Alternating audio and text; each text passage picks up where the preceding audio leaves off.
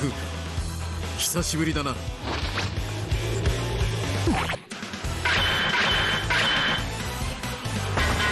い勝負だった。感謝するぞ。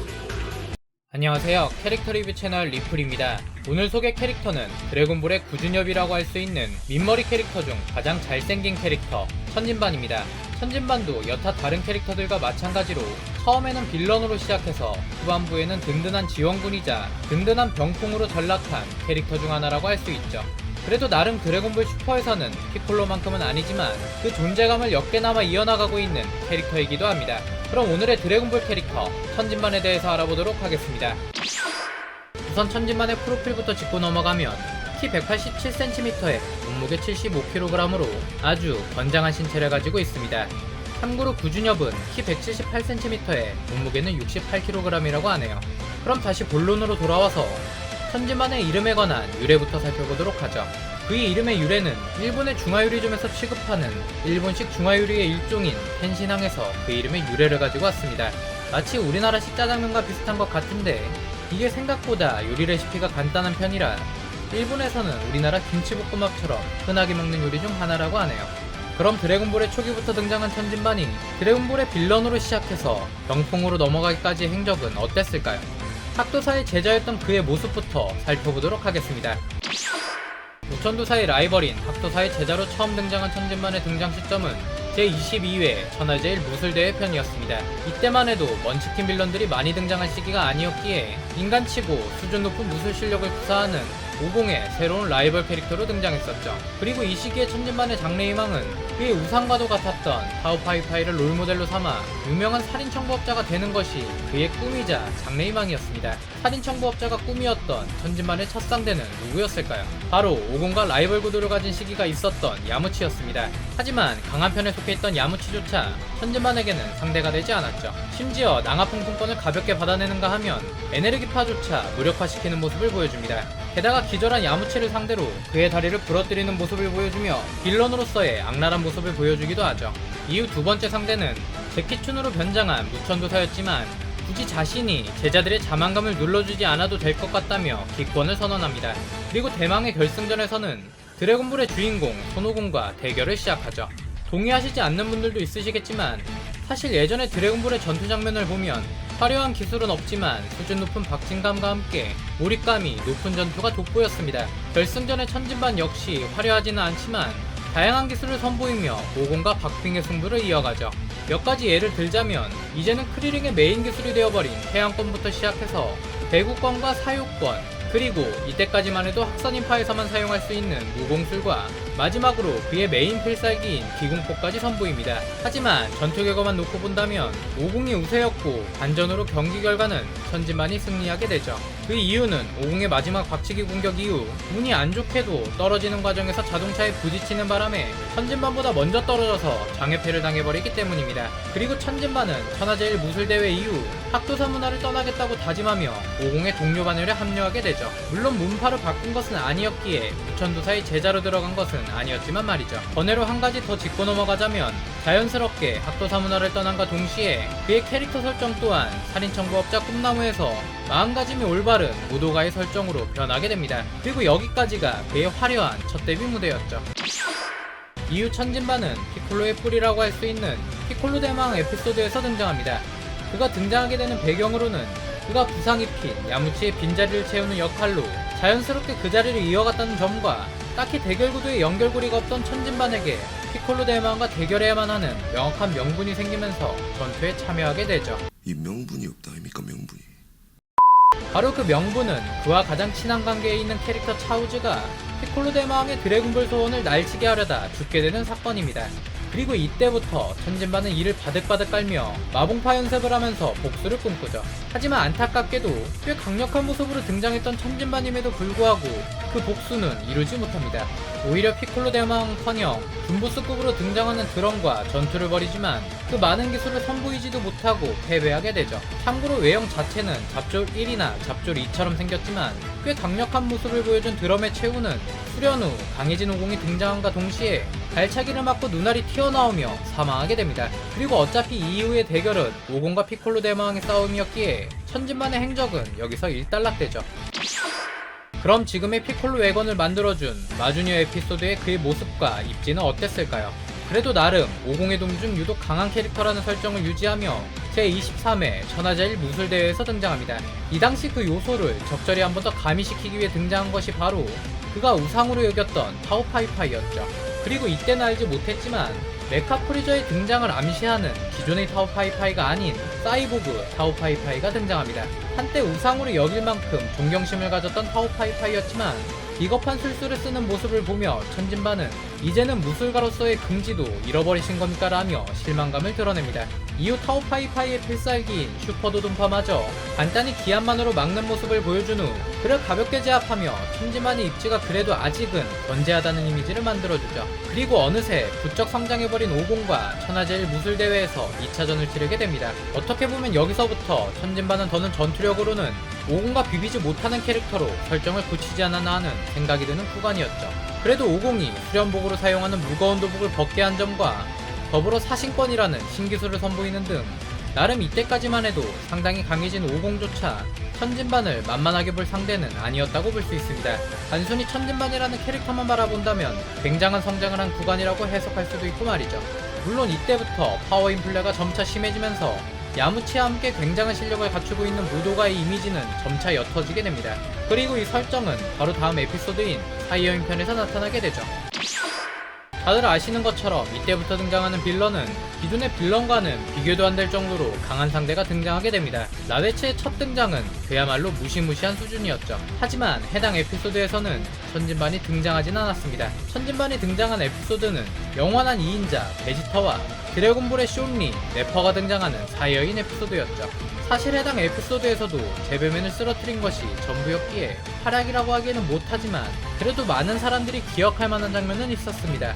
바로 네퍼와의 대결 장면이었죠. 머머리들 간의 대결은 단연 네퍼의 압도적인 힘에 천진반이 굴복하는 형태로 이어집니다. 손 한 번 제대로 못 쓰고 네퍼의 따시풍에 의해 천진반의 손이 잘려나가죠. 그런데 말입니다. 여기서 위화한 점은 주먹으로 내리쳤는데 어떻게 저렇게 깔끔히 잘려 아무튼 쇼니에 의해 손이 잘려나간 후 위기에 빠진 그를 구하기 위해 그의 영혼의 파트너 차오즈가 네퍼의 등에 붙어 자폭을 시전하죠. 하지만 그 결과는 다들 아시는 것처럼 먼지만 남긴 채 헛된 죽음을 맞이할 뿐이었죠. 천진반은 차오즈의 죽음을 직관한 후 그와의 추억을 회상하며 분노에 휩싸입니다. 그리고 다시 네퍼를 쓰러뜨리려 저항하지만 그를 당해내기에는 역시 역부족이었죠. 천진반은 결국 그가 숨겨놓은 비장의 카드인 기공포의 모든 힘을 쥐어짜낸 후 네퍼에게 선사합니다. 결과적으로 보면 네퍼가 당황하긴 했지만 타격을 입은 것은 그의 갑옷뿐이었고 천진반은 힘을 너무 과하게 쏟은 나머지 바로바로 죽어버리는 안타까운 결과를 맞이하죠. 이후 프리저 편에서 등장했어도 어차피 아무것도 못했겠지만 천진반은 사망한 상태로 대왕성에서 대항의 수업을 받아 한 단계 성장하는 모습을 보여줍니다. 물론 성장 후의 활약은 천진반의 명장면이 담겨있는 인조인간 편에서 보여주죠. 또 더 정확히 말하자면 천진반의 활약이 사실 빌런과의 전투에서 승리의 업적을 달성한 것은 아니었습니다. 인조인간 17호와의 전투에서는 타격도 아닌 헤드락에 기절할 정도였으니 말이죠. 하지만 나름 천진반의 업적이라고 할 수 있는 장면은 바로 이 장면, 유튜버 키에커님 덕분에 유명해지기도 한 탈모빔을 사용하는 장면이죠. 가 아니라 신기공포를 쓰는 장면입니다.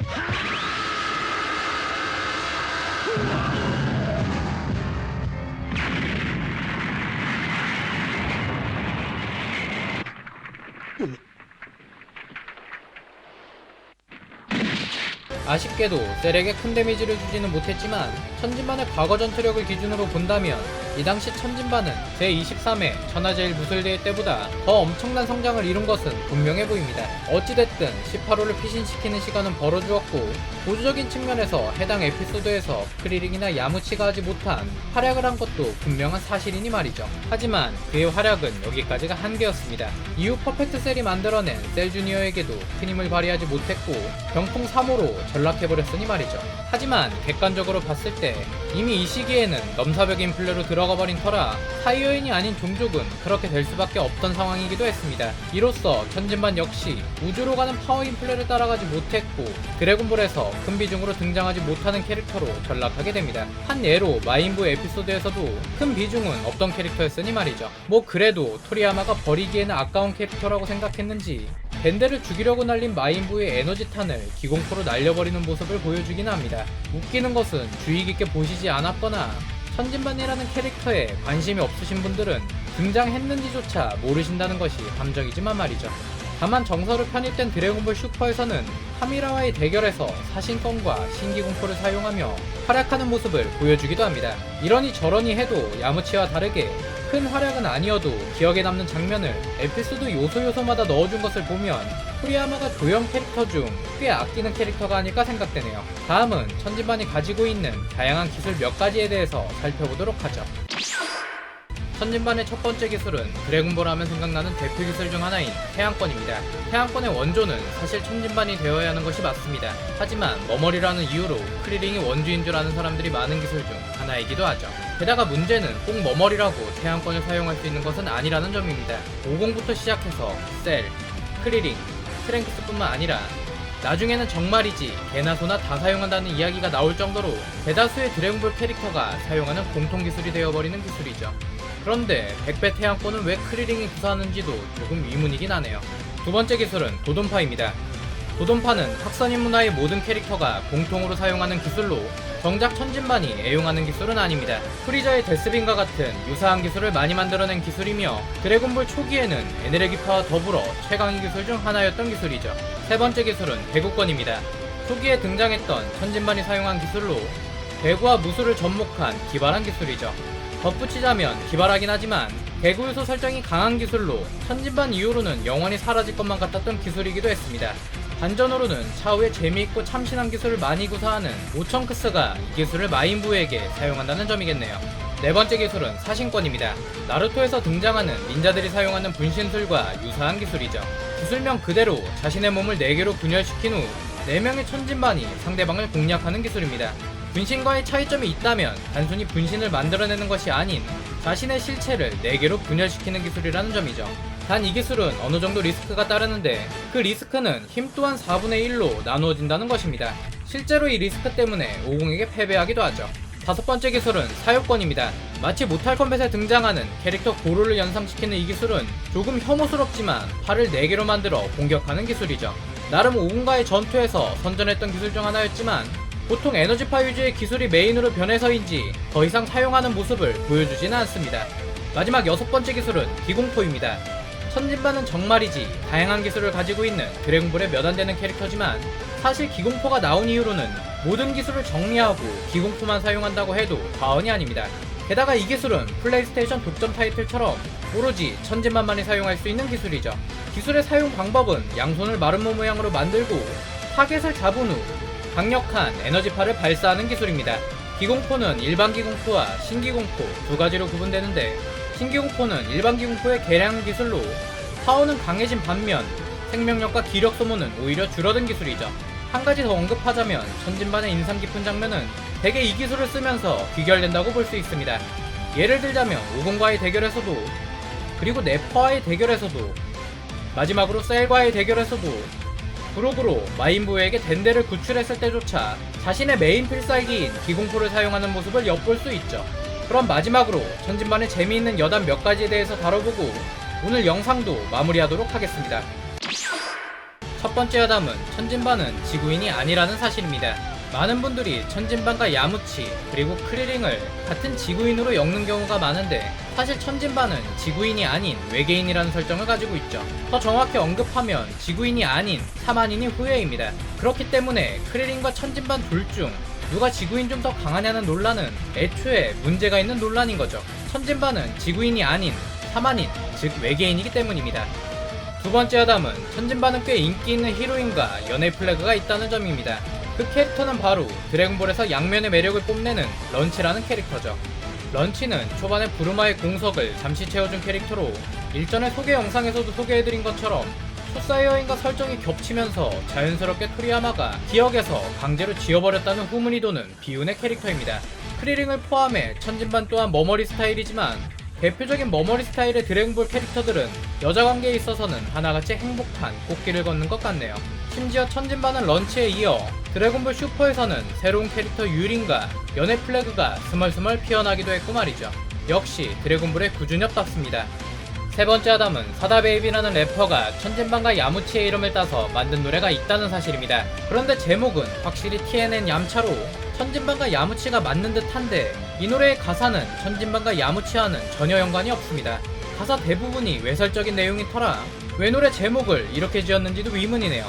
단순히 드래곤볼 팬이었을지는 모르겠으나 이 노래가 올라간 유튜브 채널에서조차 논란이 되고 있다는 것이 재미요소라면 재미요소라고 볼 수 있겠네요. 오늘은 드래곤볼 머머리 중에서 가장 잘생긴 캐릭터 천진반에 대해서 알아보았습니다. 드래곤볼의 대다수 캐릭터가 그렇듯이 초기에는 강력한 빌런으로 등장해서 나중에는 파워인플레 덕분에 버려져가는 추세의 캐릭터 중 하나이지만 그래도 나름 자신만이 사용할 수 있는 독자적인 기술을 가지고 있다는 점, 그리고 대부분의 드래곤볼 에피소드에서 기억에 남을 만한 연출을 적어도 한 장면씩은 보여준 캐릭터라는 점에서 나름대로 의미 있는 캐릭터가 아닐까 생각됩니다. 게다가 사만인이긴 하지만 사이어인을 제외한 Z전사 기준 상당히 강한 캐릭터에 속하는 캐릭터 중 하나이기도 하고 말이죠. 오늘 캐릭터 리뷰 영상은 여기까지입니다. 감사합니다. 지금까지 리뷰플레이 리플이었습니다.